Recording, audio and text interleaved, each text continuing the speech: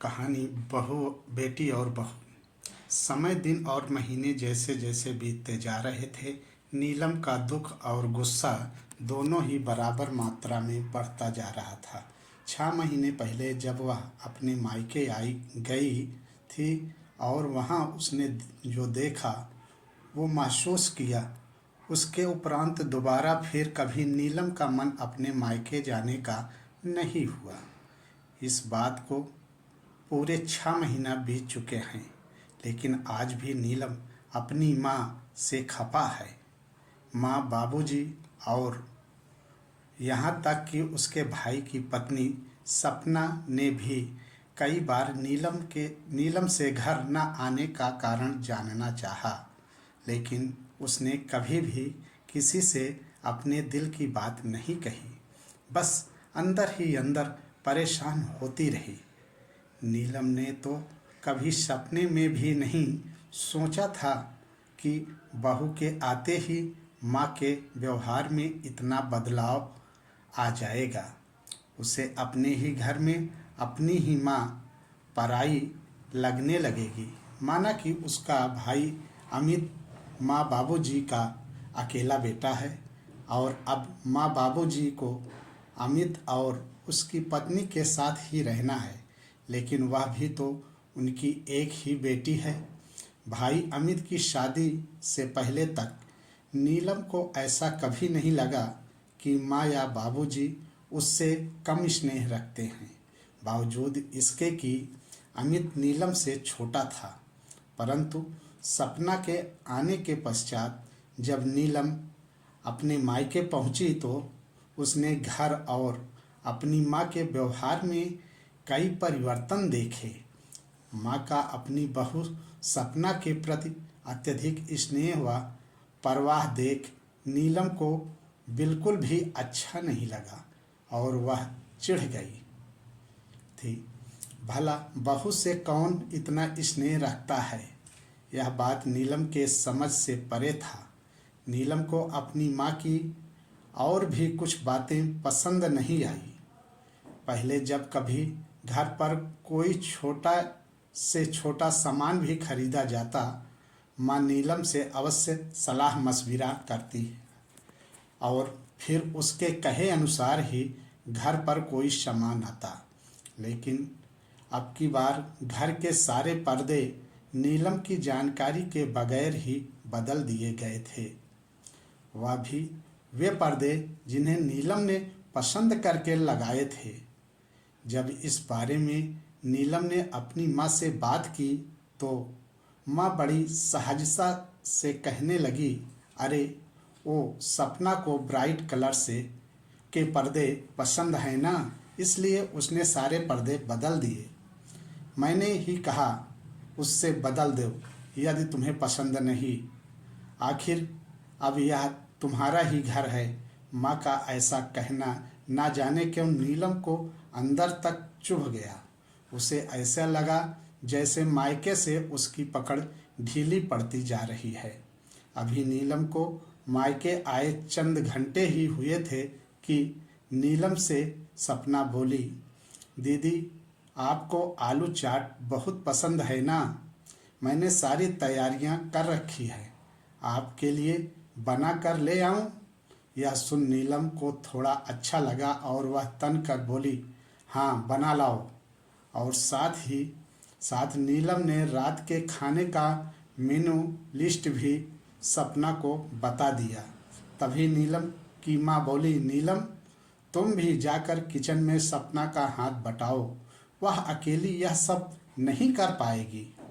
माँ का इतना कहना था कि नीलम को ऐसे लगा जैसे अब उसकी माँ उसकी नहीं रही, वह अपनी बहू की हो गई है। माँ को अपनी बेटी से ज़्यादा फिक्र अपनी बहू की है, लेकिन नीलम ने तुरंत कोई प्रतिक्रिया व्यक्त नहीं की, बल्कि एक ही शहर में ससुराल और मायके होने की वजह से रात के खाने से पहले ही वह बहाने बनाकर ससुराल लौट आई। तब से फिर कभी नीलम ने मायके की तरफ मुड़कर नहीं देखा। एक शाम जब नीलम मार्केट से घर पहुंची तो उसने देखा कि उसकी ननद कविता अपने बच्चों के साथ घर आई हुई है। यह देख नीलम अंदर ही अंदर कसमसा कर रह गई। कविता का आना उसे कतई पसंद नहीं था और उससे भी अधिक कविता का यहाँ आकर अनावश्यक हस्तक्षेप करना तो बिल्कुल नहीं भाता था। कविता का ऐसा व्यवहार नीलम को अपने अस्तित्वहीनता का बोध कराता। अक्सर कविता का बेतकल्लुफ़ होना, अपने बच्चों की सारी जिम्मेदारी नीलम पर डालकर आराम से बतियाना, अपनी सहेलियों से मिलने और घूमने चले जाना, यह सब नीलम को परेशान करता, क्योंकि कविता के ऐसा करने से नीलम पर घर के सारे काम का बोझ आ जाता। ऐसे ही कई छोटे छोटे कारणों के चलते कविता और नीलम के मध्य तनाव बना रहता। कविता को देख नीलम कुछ कहे बगैर ही सीधे किचन की ओर चली गई, क्योंकि वह जानती थी कि थोड़ी ही देर में कविता और उसके बच्चे अपनी फरमाइशों की झड़ी लगा देंगे। जैसे ही नीलम किचन में गई, उसका पारा चढ़ गया और वह तमतमाती हुई किचन से बाहर आकर अपनी सासू माँ से बोली, अम्मा जी, किचन का पूरा सेटअप किसने चेंज किया? सासू माँ कुछ कहती उससे पूर्व ही उसके करीब बैठी कविता बोल पड़ी, भाभी, लुक वाइज किचन का सेटअप बिल्कुल भी अच्छा नहीं लग रहा था और फ्रिज की वजह से किचन कंजेस्टेड लग रहा था। माइक्रोवेव भी सही जगह पर नहीं था, इसलिए मैंने ही सबकी जगह बदल दी। कविता का इतना कहना था कि नीलम और कविता के बीच कहा सुनी हो गई। नीलम गुस्से से अपने कमरे में आ गई और आंसू बहाने लगी। माँ से वैसे ही नीलम नाराज चल रही थी, सो उसने अपने बाबूजी को फोन पर सारा वृत्तांत कह सुनाया।